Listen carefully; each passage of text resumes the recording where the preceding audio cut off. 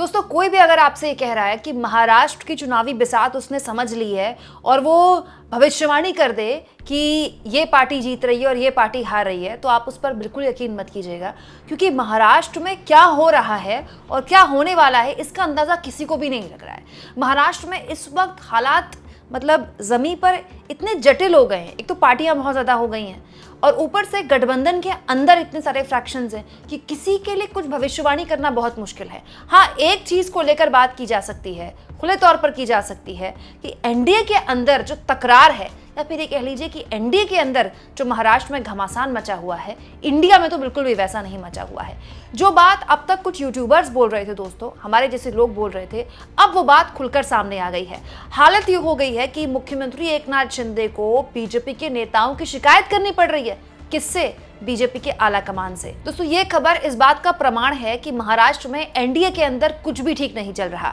हालत यह है कि गठबंधन धर्म का पालन करने के लिए, गठबंधन धर्म का पालन करने की सीख देते हुए एकनाथ शिंदे को बीजेपी के नेताओं की शिकायत करनी पड़ रही है, बीजेपी आला कमान से, वो भी ठीक वोटिंग के कुछ दिन पहले, जबकि अब 2 हफ्ते के आसपास का ही वक्त बचा है वोटिंग में। दोस्तों सब कुछ मैं आपको तफसील से बताऊंगी और साथ में आपको ये भी बताऊंगी कि ये पूरी की पूरी लड़ाई एकनाथ शिंदे वर्सेस देवेंद्र फडणवीस के बीच जो छिड़ी हुई है, इसका नतीजा एनडीए को कैसे भुगतना पड़ सकता है। लेकिन अभी हाल का मामला क्या है ये मैं आपको बताती हूँ। दोस्तों राज ठाकरे ने अपने बेटे अमित ठाकरे को चुनावी समर में उतारा है माहिम सीट से।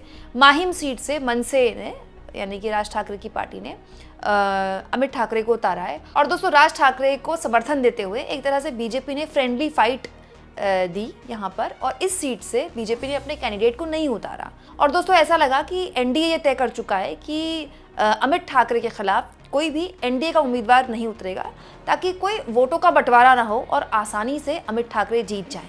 लेकिन मामले ने तूल तब पकड़ लिया जब एकनाथ शिंदे ने इस सीट से अपना कैंडिडेट उतार दिया, क्योंकि एकनाथ शिंदे को ये सीट मिली हुई थी और एकनाथ शिंदे के विधायक इस सीट से जीत कर आए थे।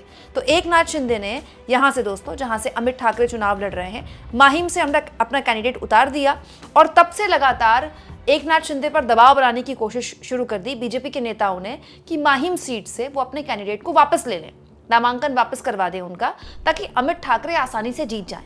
दोस्तों राज ठाकरे वैसे तो हर चुनाव में कभी इंडिया वालों के समर्थन में बयानबाजी कर देते हैं, कभी मोदी जी के समर्थन में बयानबाजी कर देते हैं, लेकिन इस बार वो बीजेपी के समर्थन में बयानबाजी कर रहे हैं। और आप कह सकते हैं कि राज ठाकरे कोई बहुत बड़ी ताकत नहीं रहे महाराष्ट्र में, लेकिन फिर भी उनको सुनने के लिए लोग तो आते ही हैं। और ये जो सीट है दोस्तों माहिम की, ये बहुत सेफ सीट है, क्योंकि राज ठाकरे का घर इसी इलाके में पड़ता है। तो राज ठाकरे जाहिर तौर पर अपने बेटे को सेफ सीट से उतारना चाहेंगे। लेकिन राज ठाकरे के खिलाफ जब एकनाथ शिंदे ने अपना कैंडिडेट उतार दिया, ये कहते हुए कि हमारा विधायक वहां से जीता है तो हम क्यों ना उतारे कैंडिडेट, दोस्तों बीजेपी के नेता नारायण राणे और आशीष शेलार ने खुलेआम बयानबाजी शुरू कर दी कि एकनाथ शिंदे को इस सीट से अपना कैंडिडेट वापस लेना चाहिए, ताकि अमित ठाकरे आसानी से जीत जाएं। अब इस पूरे के पूरे मसले पर जो एकनाथ शिंदे हैं वो नाराज हो गए हैं, लेकिन आज तक ने इस खबर को छापा है ये कहते हुए कि एकनाथ शिंदे को ये बात अच्छी नहीं लगी कि बीजेपी के नेता लगातार उन पर दबाव डाल रहे हैं कि आप फलानी सीट से अपने उम्मीदवार को वापस ले लीजिए। तो अब एकनाथ शिंदे ने बीजेपी आलाकमान से शिकायत की इस बारे में कि जो गठबंधन धर्म है बीजेपी वो नहीं निभा रही है, और इसे लेकर जब ये शिकायत पहुंची तो बीजेपी नेताओं के सुर बदल गए और अब एकनाथ शिंदे के उम्मीदवार इस सीट से आधिकारिक तौर पर महायुति के उम्मीदवार है। मतलब जो माना जा रहा था कि यहाँ से बीजेपी कोई कैंडिडेट नहीं उतारेगी और एक तरह से सेफ सीट या सेफ पैसेज दे देगी राज ठाकरे के बेटे को, तो अब ऐसा नहीं है। एकनाथ शिंदे के जो उम्मीदवार हैं वो अब महायुति के यानी कि एनडीए के ऑफिशियल उम्मीदवार है, क्योंकि एकनाथ शिंदे ने बीजेपी नेताओं की शिकायत कर दी पार्टी आला कमान से। अब दोस्तों ये जो पूरा का पूरा मामला है अब और बढ़ गया है, क्योंकि जब एकनाथ शिंदे ने ये तय कर लिया कि वो राज ठाकरे के बेटे के खिलाफ अपना कैंडिडेट वापस नहीं लेंगे, तो 2022 में जिस तरह से एकनाथ शिंदे ने पार्टी तोड़ी, सिंबल छीना उद्धव ठाकरे से, राज ठाकरे ने उसके खिलाफ बयानबाजी करनी शुरू कर दी और एकनाथ शिंदे उससे और नाराज हो गए। मतलब आप कह सकते हैं कि राज ठाकरे इधर तो गलबैयां कर रहे हैं बीजेपी के साथ और बीजेपी को वो बात अच्छी भी लग रही है, देवेंद्र फडणवीस राज ठाकरे के साथ फोटो वगैरह शेयर करते रहते हैं इंस्टाग्राम में, और दूसरी ओर राज ठाकरे के खिलाफ एकनाथ शिंदे अपना कैंडिडेट उतार रहे हैं और अंत में एकनाथ शिंदे की बात मानकर एक तरह से एनडीए को वो कैंडिडेट अपना ऑफिशियल कैंडिडेट बनाना पड़ गया। और ये कोई पहली बार नहीं है दोस्तों, ये खबर तो छप गई, इस खबर पर तो बातचीत होनी शुरू हो गई। लेकिन अभी कुछ दिन पहले मैंने आपको इस वीडियो के जरिए भी बताया था कि कैसे महाराष्ट्र में अचानक से देवेंद्र फडणवीस के मुख्यमंत्री बनने के पोस्टर्स चस्पा कर देगा। और ये किसी छुटभैया नेता ने ऐसे चौराहे पर पोस्टर नहीं चस्पा किए हैं, बीजेपी के दफ्तर के बाहर ये पोस्टर लगे। और सबसे बड़ी बात, इस पोस्टर का खंडन भी नहीं किया बीजेपी ने। तो आप कह सकते हैं कि बीजेपी समर्थकों या बीजेपी नेताओं ने देवेंद्र फडणवीस को मुख्यमंत्री के तौर पर पुश करना शुरू कर दिया है कि अगर एनडीए की सरकार बनी तो मुख्यमंत्री तो देवेंद्र फडणवीस ही होंगे। और बात भी ठीक है दोस्तों, सबसे ज़्यादा सीटों पर तो बीजेपी ही लड़ रही है। तो अगर बीजेपी के सबसे ज़्यादा विधायक चुनकर आए तो बीजेपी का ही सीएम बनेगा। हालांकि चुनाव से पहले एकनाथ शिंदे ने पूरी कोशिश की कि एनडीए में उनको सीएम के तौर पर प्रोजेक्ट किया जाए, लेकिन अमित शाह ने साफ तौर पर एकनाथ शिंदे से कह दिया कि हमने बहुत बलिदान किया है, आपकी बारी है बलिदान करने की। दोस्तों, मुख्यमंत्री की कुर्सी कोई क्यों छोड़ना चाहेगा? एकनाथ शिंदे जिस तरह से ये चुनाव लड़ रहे हैं, सुनने में तो ये भी आ रहा है कि पूरा का पूरा खर्चा एकनाथ शिंदे उठा रहे हैं। और ये महाराष्ट्र के लिए अपने आप में बहुत ही खर्चीला चुनाव होने वाला है।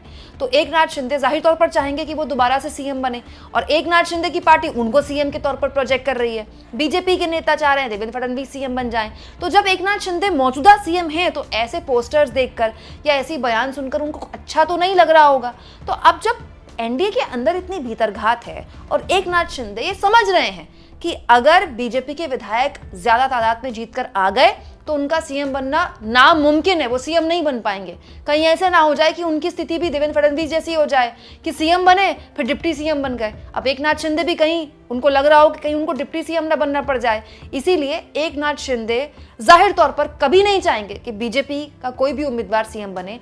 एकनाथ शिंदे की यही कोशिश होगी कि अगर एनडीए जीते भी तो ऐसी स्थिति में आ जाए बीजेपी कि उनके बिना सरकार ना बन पाए। कहा तो ये भी जा रहा है कि शिंदे ने अमित ठाकरे के लिए सुझाव दिया था कि अमित ठाकरे भांडुप से चुनाव लड़ें, जहां महायुति का कोई विधायक नहीं है। लेकिन राज ठाकरे नहीं माने और दोनों के बीच तलवारें खिंच गई।